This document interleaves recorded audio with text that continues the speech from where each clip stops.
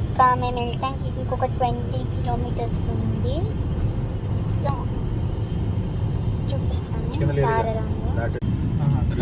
మేము దారిలో ఉన్నాము. ఇటువైపు అక్కడ డాబా దగ్గర ఆగి కొంచెం ఫుడ్ తినేసి వచ్చాము.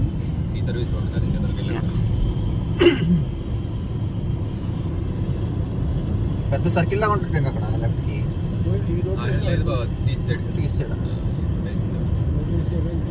డాడీ వీడియో తీస్తాను సైలెంట్ స్పీడ్ మోడ్.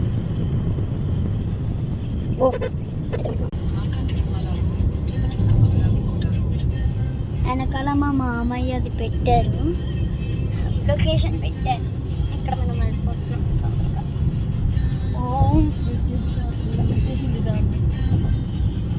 వెళ్తా ఇప్పుడు యూట్యూబ్లోకి